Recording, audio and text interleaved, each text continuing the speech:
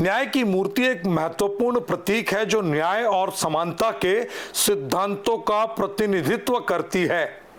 ये समाज में न्याय की भावना को जागृत करने और कानूनी प्रणाली में निष्पक्षता सुनिश्चित करने में मदद करती है।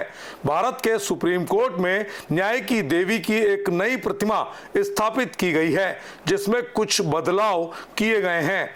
अब न्याय की देवी की आंखों पर पट्टी नहीं है और उनके हाथ में तलवार की जगह संविधान है। इस बदलाव का उद्देश्य ये संदेश देना है कि भारत में न्याय संविधान के अनुसार होगा और कानून अंधा नहीं है। नमस्कार, आचरण के साथ मैं हूं TN मनीष, हाजिर हूं आज का मुद्दा लेकर। ग्वालियर हाईकोर्ट खंडपीठ परिसर में डॉक्टर अंबेडकर की मूर्ति स्थापना को लेकर दो वकील समुदायों में जो वैचारिक घमासान मचा हुआ है, इसने वकालत के पेशे से जुड़े लोगों को वैचारिक तौर पर दो धड़ों में बांट दिया है। सोशल मीडिया पर आरोप प्रत्यारोप की आग लगी है। क्या डॉक्टर अंबेडकर राजनीति का चेहरा है या वाकई में संविधान निर्माता के रूप में उनका सम्मान सबसे ऊपर होना चाहिए? आज का मुद्दा कानूनी तौर पर पूरी तह तक आपको दिखाएगा कि आखिर विवाद क्यों है और ये बाहर क्यों आया। ग्वालियर हाईकोर्ट की खंडपीठ के भीतर एक समूह ने डॉक्टर भीमराव अंबेडकर की मूर्ति स्थापित करने की प्रक्रिया शुरू की, लेकिन दूसरे वकील समूह ने इसका विरोध किया। उनका तर्क था कि कोर्ट परिसर राजनीतिक या वैचारिक स्मारक का स्थल नहीं हो सकता और उनकी जो पूरी की पूरी खिलाफत है वो किसी भी तरह से मूर्ति से नहीं है बल्कि मूर्ति की प्रक्रिया से है। आज इस मूर्ति के विवाद से क्या हुआ पता है?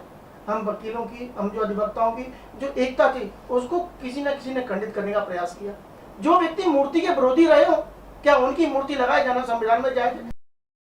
मूर्ति स्थापना के पक्षधर वकील इसे संविधान निर्माता डॉक्टर अंबेडकर को सम्मान देना मानते हैं, जबकि विरोध करने वाले वकीलों को BN राव की भूमिका ज्यादा महत्वपूर्ण नजर आ रही है।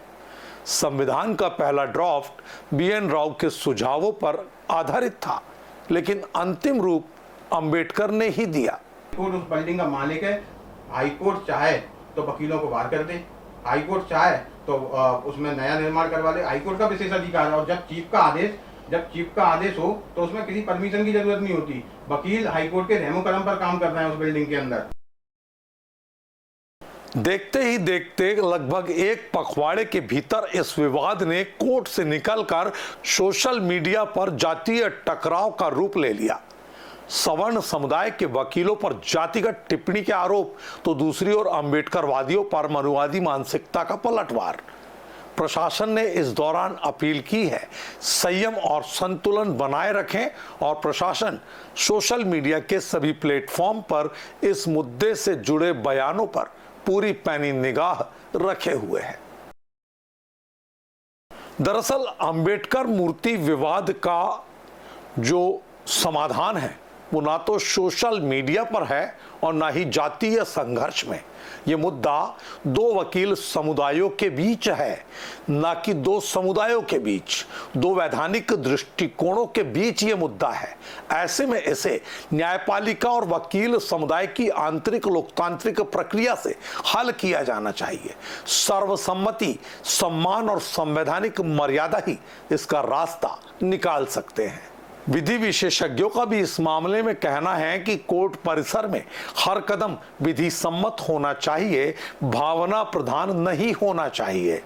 ये सर्वमान्य तथ्य अब तक है कि संविधान डॉक्टर अंबेडकर की देन है और संविधान का पहला शब्द ही है हम भारत के लोग।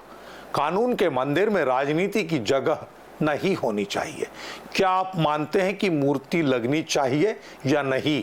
कमेंट करें और वीडियो को शेयर करें, अपनी राय से हमें अवगत कराएं ताकि हम आगे भी इस मामले में गरिमा के साथ बहस को आपके सामने रख सकें। आज के मुद्दे में इतना ही। नमस्कार। देश दुनिया की सभी खबरें देखने के लिए जुड़े रहिए आचरण न्यूज से। आचरण न्यूज, हर कदम आपके साथ।